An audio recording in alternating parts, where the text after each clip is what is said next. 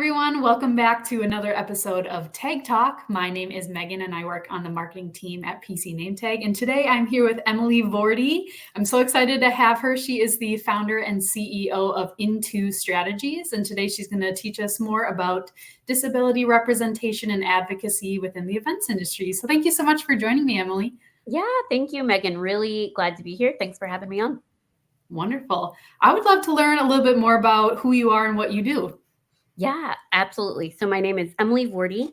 I am the founder and CEO of Into Strategies, which is a disabled-led firm that aims to bring people with disabilities into moments, movements, and campaigns, as we call them. Essentially, any space in which people with disabilities are underrepresented, which is just about everywhere. I myself am a person with a disability. I'm a wheelchair user.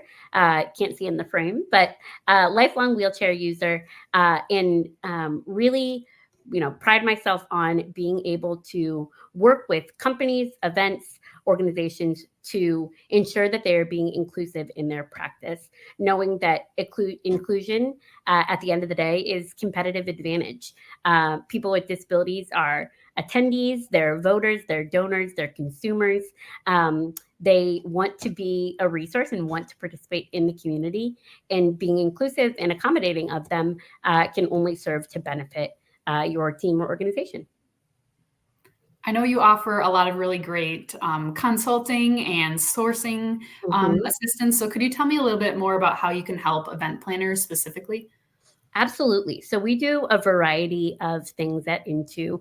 The two main offerings, one is access consulting. So being on the ground at an event and in the lead up to the event, coordinating everything from accessible wayfinding to site selection, coordination of ASL interpreters and cart captioning, liaising with those with accommodation requests to ensure that they feel included, whatever it may be, again, in the lead up and then execution of an event.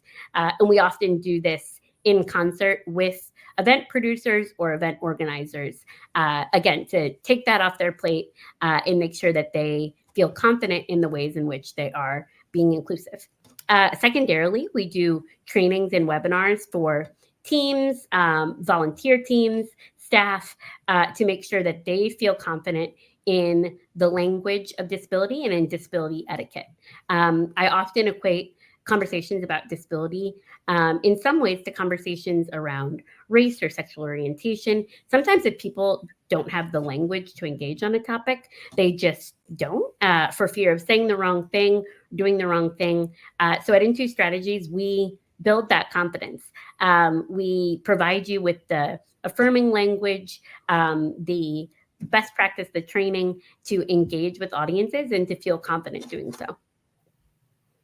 So today, Emily and I are going to talk a little bit more about disability-related best practices for the events industry. So I'm really excited to hear what you'll have to say. So I was wondering if you could tell me a little bit more about different tips or best practices that you have as far as helping meeting professionals be more successful with accommodating people with disabilities.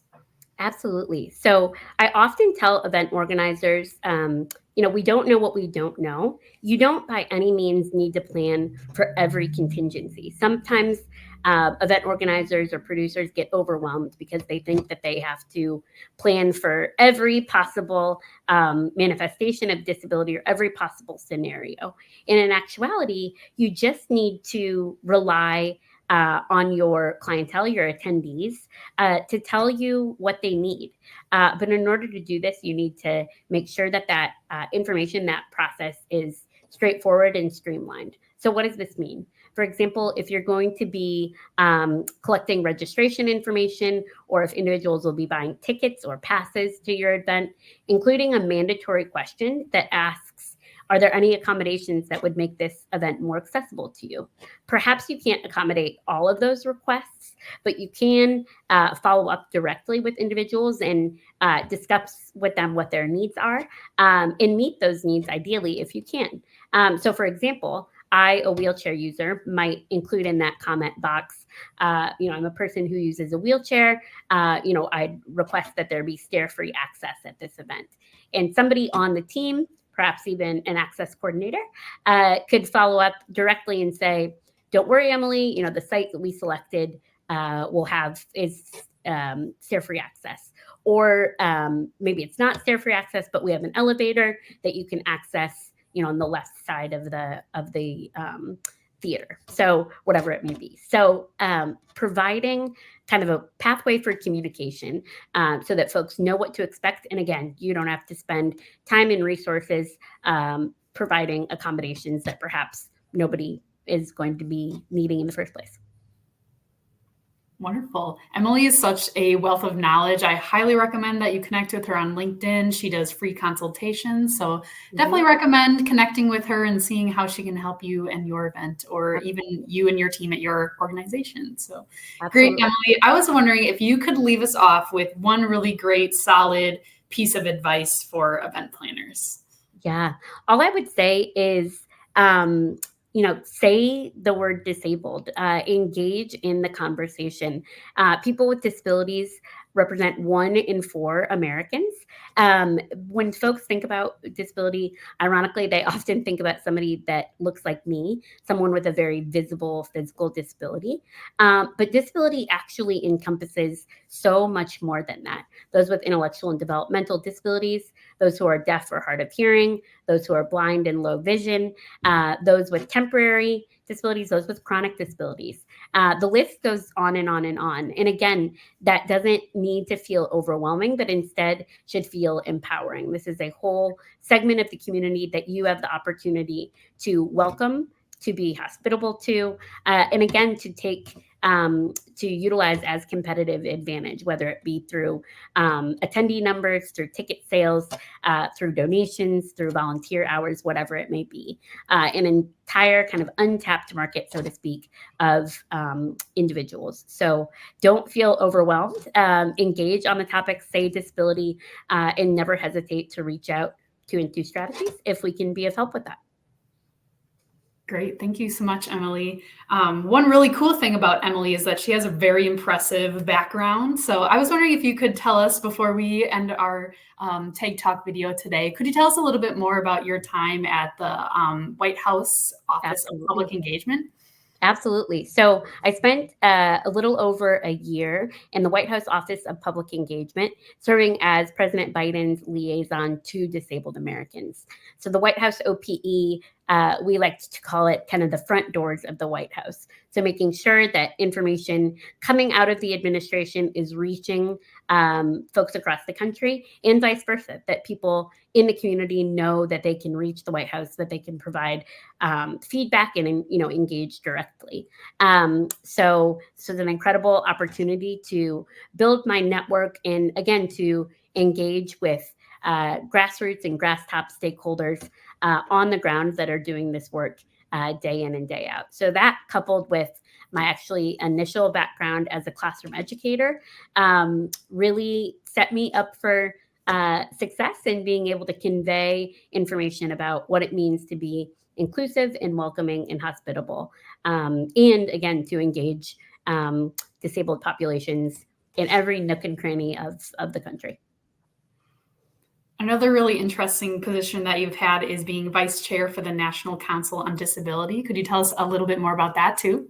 Yes, absolutely. So the National Council on Disability is an independent federal agency that is tasked with advising the president and Congress and policymakers on best practice and best policy for people with disabilities. I often say there's no such thing as disability policy. Again, since people with disabilities are everywhere, every topic of policy is pertinent to us and is relevant to us, whether that be housing or employment or education or transportation or what have you. So as vice chair of the National Council on Disability, I joined my fellow council members and the robust staff at NCD to work on various reports that are culturally competent and are person-centered or disability community-centered, and then to turn these reports around and again provide them as resource, as guidance for policymakers on best outcomes and best practice for engaging with our community and for ensuring the full promise of the Americans with Disabilities Act for the 1 in 4 Americans living with a disability. Wow, Emily, I cannot believe how many great tips and strategies we were able to get into 10 minutes. So thank you so much. I really appreciate it. Absolutely. How do you advocate? Oh yeah, go ahead. No, I was going to say thank you so much for having me on today. Absolutely. How do you advocate for your attendees? Leave a comment to let us know. Or if you're looking for a little bit more guidance, you can always reach out to Emily Voorde at Into Strategies. She would love to chat with you, get to know you, and see how she can help you create a more inclusive event experience. Absolutely. No event or organization too big or too small. Happy to be of help in helping you to engage more authentically with people with disabilities.